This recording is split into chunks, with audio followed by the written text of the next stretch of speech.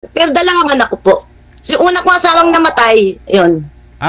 Okay. May una po kayong asawa. Hapon din po yun. Opo. Dalawa yung anak niyo doon. Opo. Tapos nagpakasal po kayo dito sa pangalawa. Wala po kayong anak. Oo. Wala pa, lola. Tsaka bata pa yung asawa ko sin pangalawa, 12 years ang bata sa akin.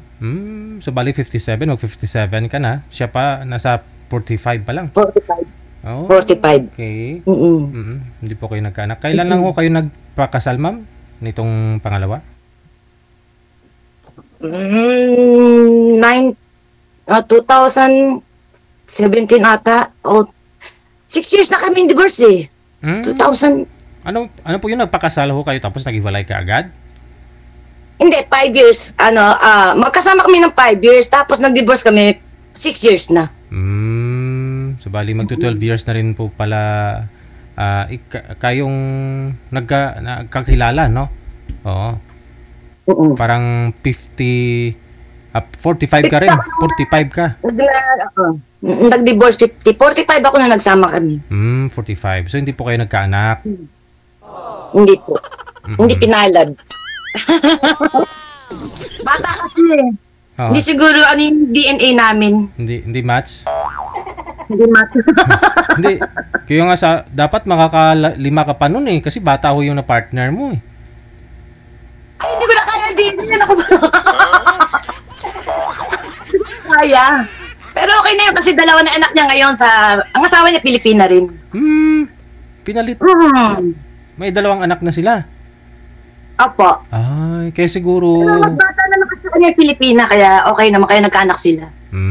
Kaya pala. Siguro kaya kayo naghiwalay, no? Kaya pumayag ka na lang din para makahanap po siya ng makapagbigay ng anak sa kanya, ganun. Opo. Okay. Kasi kawawa din naman siya kasi napakabata niya nagsama kami. Kumbaga, sayang yung buhay niya, di ba? Pag wala siyang anak, di ba? Tsaka yung pamilya. Pero yung mga anak niyo andyan din sa Japan? Yung isa lang, tsaka dalawa kong apo. Yung isa ko yung binata na ngayon college siya, 20 years old siya, nandiyan sa Lipa, Batangas. Ay, sa nanay ko, nanonood siya ngayon ni Dejel. Kasi pinatisin mo nga na, makakausap ko. Grabing tawa, oh. Okay. Kasi 2 years ago, nakasali na ako. Oo. Masaya ka na? Ang ka-partner ko nun ay yung si Converge, yung Panggalatok. Anong buwan po kayo sumali dito? 5 years ago na ata, mag-aanim na taon na. Tagal na pala. Ang tagal. Hindi naging kayo ni Converge Boy? Hindi naman niya ako niligawan kasi nung gusto niya kasi, sinabi niya, matanda na daw kami, kaya, doon din naman napupuntahan nun. Doon na, siyempre ako, sige, sakay-sakay. Malay mo, hindi natin alam kung saan gugulong yung di ba yung usapan, buhay. Hanggang sa, medyo kasi busy ako, kasi siyempre nasa Japan ako, di ba? Medyo busy talaga. In that time, busy ako. Grabe yung tawag niya. Halos, kung meron siguro sa isang minuto na 60 seconds, talagang ginagamit niya yung pag-ring na yun talaga. Tapos ilang beses, medyo nakaka-tililing sa utak. Hindi ko kasi gustong-gusto niya siguro mo pa sa kanya ka na. Siguro, meron ako hindi nagustuhan din kasi. Kaya hindi nyo... Ang ayoko lang kasi, kumbaga yung sinabihan niya agad ako na pagsamahin yung pera namin para magnegosyo. Parang nagugulat naman ako, wala pa kami isang buwan. Kasabihin niya akong gano'n, kumbaga wala pa kami isang linggo nag-uusap. Usap pa lang yun, Usap pa lang yun. Parang isip ko malugi naman ako nung pagsamahin namin yung pera namin. At siyempre, di ba? Hindi mabait naman siya actually, mabait siya. Wala akong masabi sa akin. Kaya lang gusto ko nililigawan ako kasi parang masarap kasi nililigawan. Parang na lady ako, ganun. Nakakaya. Ngayon, tumanda nga lang nga. Dapat lang, magpaligaw ka. Kasi parang feel ko ba yung pag nililigawan? Yung, alam mo, ang cute kasi ng lalaki pag nanliligaw ba? Feeling mo parang babae-babae ka. Oo, DJ Jill. Pag nililigawan ako, parang, siyempre titignan mo yung mata, yung ilaw, yung bibig. Ang cute naman nito. Yung kagaya, ikaw pag nakikita kita, pag nagagalit, natutuwa ako yung malaking butas ng ilong mo, tapos lumiliit yung bibig mo. Cute na cute talaga ako sa'yo talaga. Grabe ang cute mo, DJ Jill. Aso lang. Ang dami na-obsess sa'yo. Aso lang po kaya yung cute. Hindi naman ako aso. Ay, ako, sana, kung aso lang, siguro marami nang bumili sa'yo, no?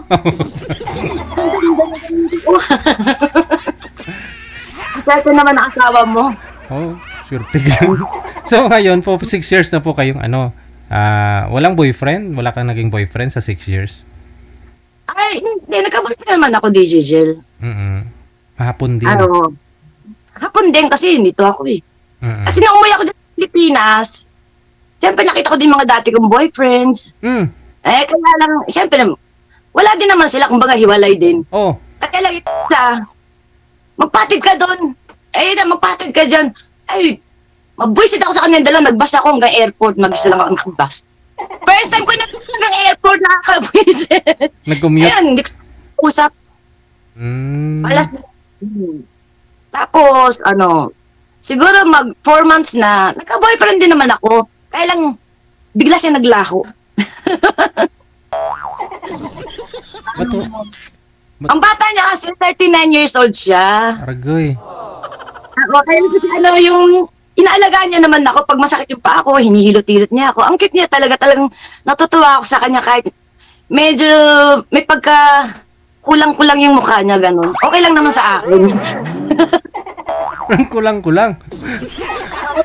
Kulang at yung katawan niya parang kalahati lang ng katawan ko. Talagang ganyan lang siya kanipis, kumbaga. Pero natutuwa ako sa kanya. Ito lang kasi, sa loob ng 5 months, medyo tinamaan ako sa tuhod, hindi ako makalakad. Bakit to? Rayuma na? Hindi naman po rayuma kasi nung umulan dito ng mataas na snow, hanggang dito, yung 127 inches, nagpala siyempre po ako, tinamaan ako sa tuhod, nag-crack yung tuhod ko. Ganun? Tinamaan ng pala? Pala mismo yung nakatama? Napagod siguro sa yelo, saka yung ganun-ganun. Nababad sa lamig. Kumbaga sa makina, kinulangan na ako ng kerosene ba yun? Ng gas. Kaya kailangan, oil. Every week, turok. in-injection na ako ng Kulang ka na ng oil sa joint mo. Ngayon okay na. Okay naman po ako ngayon na. Kaya lang di na makapagtrabaho ng mahaba, nasa 3 to 4 hours lang. So ano po pinagkapalahan nyo ngayon? Saan ka pumapasok? Sa gabi, umaga ka po, dati kasi kaya hindi ako nakakapanood sa inyo, nagmamasaya ako, therapist po ako. Ngayon, siyempre hindi ako ang tawag doon, yung ganyan. Oo. Pero sana. Dahil sa tuhod, nag-open ako sa gabi, ng maliit lang naman na bar. Doon, pumasok man ako, hindi, nakakaupo din naman ako, hindi ko pinapagod ng tuhod ko, kumbaga. Kasi may tao ka naman. Ay, wala, ako lang po mag-isa. Pahinga naman pag walang customer, no? Kaya ko naman sila lahat. Painom lang nila ako ng alak, yung pagkakaperahan ko. Gasolina, ayun. So paggagabi, hanggang alas 12 lang, ganun? Minsan, pero sila umuwi ako ng mga 10:30, 11 o'clock, maaga akong umuwi. Kasi, hanggat maaari, kung nagiging okay na kasi yung tuhod ko, ayoko siyang puwersahin pa. Para makapagpahinga. Hinihintay ko talaga yung talagang gumaling siya talaga. So ngayon po, yung mga apo mo na lang, no? Diyan po yung apo mo sa isa mong anak.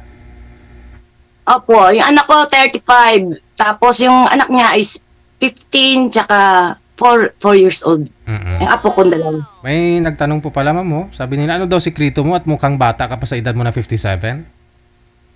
Maniwala naman ako. Alam mo, sikreto, kaya hindi lang maniwala. Chain smoker ako, DJ Jill. Chain smoker, at saka hindi masyado natutulog at malakas sa alak. Yun siguro ang sikreto ko. Ganon? Vitamins. Yun pala yung vitamins mo. Yun na alam ko na ginagawa ko sa araw-araw. Manda na nga ako eh, oh.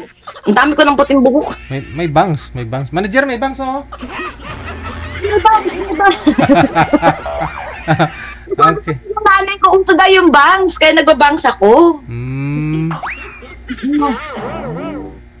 Lahat ko kaya, bakit lumapad yung ang ulo ko? Okay lang ganyan. Okay lang naman. Okay lang. JJ, pag nagganyan ako, putla yung pisngi ko. Healthy nga po tingnan eh. Ano lang ba? Ganyan ako, sige. Para ba yung 56, parang pangit. Hindi okay lang. Gusto ko maganda sa paningin mo. Pa? Gusto ko maganda sa paningin mo. Maganda. So, nakapasok ka naman kaya? Maganda. Na yan. Diyan ang baldi sa gilid mo, sige. Okay. So, yun po nga, may mga naging boyfriend ka naman, pero sabi nyo, hindi naman po tumatagal. Ano po ang hanap nyo ngayon? Kasi DJ, siyempre, tumatanda na ako. Yung anak ko, matatapos na rin, gagraduate na siya ng college, di ba? Ang tinitingnan ko naman kasi ngayon ang anak ko tsaka yung nanay ko. Ngayon, pagtapos naman na yun, siguro gusto ko na rin magpahinga. Siguro hindi ako dito sa mga Hapon, hindi na babagay yung ganitong kalug kong ugali. Siguro hindi nila nagugustuhan. Baka siguro mas bagay ako sa Pilipino ba, naiisip ko. Kaya gusto ko na lang kung meron ba mga partner sa buhay na yung walang asawa, kahit na widow siya, kahit na ano ba tawag doon? Baog? Hindi, yun? Hindi, yung patay na asawa. Widow nga. Widow nga po. Balo. Balo. Yun. At least, malinis yung mga kasama ko, di ba? Ayoko na may asawa kasi hinahabol ako ng mga asawa. Magbayad na naman ako. Ayoko na. Na-try mo na kung may asawa pala naging boyfriend mo? Oo, umibig ako talaga sa kanya. Totoo yan, umibig ako talaga sa kanya. Kaya, napunta na nga sa kanya yung condominium ko sa Mandaluyong eh. Lahat. Pero okay lang, umibig naman ako sa kanya. Binili ko na yung pag-ibig ko. Minahal mo naman, binayaran mo na. Ganon. Bumili lang ako ng pag-ibig ko. Aragoy. Gano'n naman katagal yung isang kondominium? Gano'n katagal yung pagsasama nyo? Kapalit ng kondominium? Kasi andito man ako sa Japan, DJ Jel eh. Ay. Siya lang, pag umuwi lang ako, doon lang ako umuwi ng kondominium. Bali siya lang nakatira doon? O kasama yung asawa? Hindi. Iwalay siya sa asawa niya, pero pinupunta niya asawa niya, pero nagdadala siya ng babae doon. Kaya, binigay ko na lang sa kanya, tigilan niya na lang ako, kumbaga. Ibig sabihin ng habol niya sa akin, at least minahal ko naman siya. Kung masama man sa mata ng Diyos, o matama sa ng tao, at least, binayaran ko sila. Yung hindi maano sa akin. Binayaran ko yung dalawang anak niya, ganun, okay lang yun. Pero kasi yung nangyari naman sa akin yun, 1.5 year, talagang nagka-blessing sa akin ng Panginoon. Kaya nakalipat kami sa Lipa, Batangas. Doon kami nagkaroon ng bahay at lupa. Bumalik din naman sa akin ng lahat, sa awa ng Diyos. Mahal pa rin ako ng Diyos. Ayun nga, At least, kasi single father po pala, may mga anak siya. So, pinaaral mo yung mga anak niya. Pero bukod pala sa'yo, mayroon pa pala ibang dinadala dun sa kundo. Opo. Kaya na lang ikaw... Kasi, siyempre, tangang pag-ibig namin, di ba? Basta makasama mo lang, mahalik-halik, mayakap-yakap, tuwan-tuwa na rin ako, ganun. Pera lang naman yun, kaya ko ang kitain, ganun. Bata pa kasi yung ganun. Pero okay lang yun. At least, natutong nagmahal. Ganun. Okay lang yun. Bumalik naman sa akin ang lahat. Parang sinuklian ka. Ano pa? Malaki pa yung bumalik sa'yo. Ay, grabe, DJ. Wala akong masabi. Bawa ko dyan talaga. Grabe mga blessing na natatanggap ko. Kasi nga... Dahil talagang siguro, pagdating lang sa lalaki, bawo din. Okay, mga ilang taon po yung gusto nyo pong makakausap, makakasama? Kung sakali mag-for good ka na dito sa Pinas? Okay lang naman siya, basta widow siya. Kung Intindihan. kung magusto niya yung ganitong ugali ko, kasi may pagkakalug ako eh. May jologs kasi, kumbaga, kahit na matanda na. Okay nga po yan. Para kami. At least yun yung isang sikreto mo, ba't ka po pala bata patingnan, no? Opo, Sir D. Ayan o, masarapan ko. Yossi. Oo. At saka yung mga Yossi kasi dyan sa Japan, hindi naman po tulad dito sa Pilipinas na mabaho, na organic talaga yan dyan no? Na talagang natural na tobacco. Dito sa Pilipinas kasi may mga halo-halo na dyan. May mga minsan may nahuli nga po yung custom na mga mga parang ibang klaseng mga sigarilyo, binibinta nila ng bawal. Walang tax ba? Yung sigarilyo dyan, hindi ko masigarilyo. Masyadong matapang. Kasi sa akin kasi hanggang 1 milligram ako, DJ Jill. Kasi may number, di ba? 1 to 10 po yan? Mababa lang. 70. 1 to 70. 17. Hanggang 1 lang ako. 1 lang ako tapos napipilter pa. Kumbaga mild lang talaga. Libangan mo lang, no? Libangan lang, DJ Jill. Para siyang shota ako, ganon. Libangan lang. Na hindi maalis-alis sa akin na parati kami nagkikis. Ayun. Oo. Parati kami nagkikis. Ayun. Hawak-hawak ko, di ba? Sige. Meron na po kayo nahanap, Marijer? Wala pa. Oho. So yan po ma'am, mga okay lang po sa inyo, no? 57, mag-57 ka. Okay lang, mga edad 60 ma'am? Senior na yun. Okay lang, sir. Okay lang. Okay lang, Digital. Ang importante, hiwalay sa asawa, wala lang sabit, byuda, hindi kasal, no, hiwalay, ganun. Okay, sige. Yan gusto ko. Okay, sige, tawagan na lang po kita ha, kung mayroon pong magpapaline up, kakausapin ka ha. Okay, thank you po.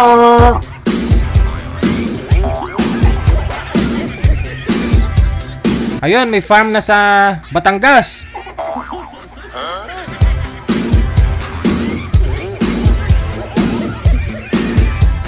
Sinong wili ng kondo?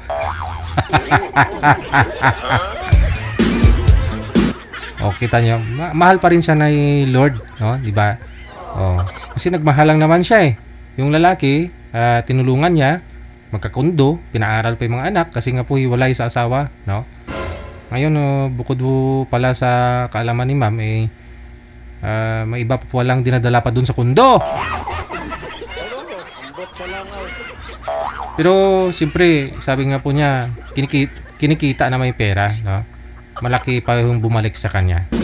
So asawa na lang po ang kulang. Patapos na ho yung anak niya, college. Siguro magpo-for good na no? Dito sa Batangas si ma'am. Sino po yung available dyan? Sabi nga po niya, yung gusto niya, ang importante walang sabit. No? PM po kayo dito sa imo natin. Ito po yung imo. Ang pangalan ni ma'am si Dorothy, no? Si Dorothy. Kailangan magkakaunawaan po kayong dalawa. Kalug si girl, no?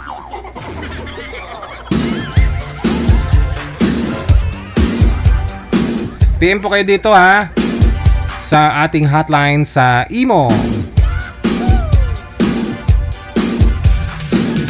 OFW TV Radio powered by Gel FM 90.7.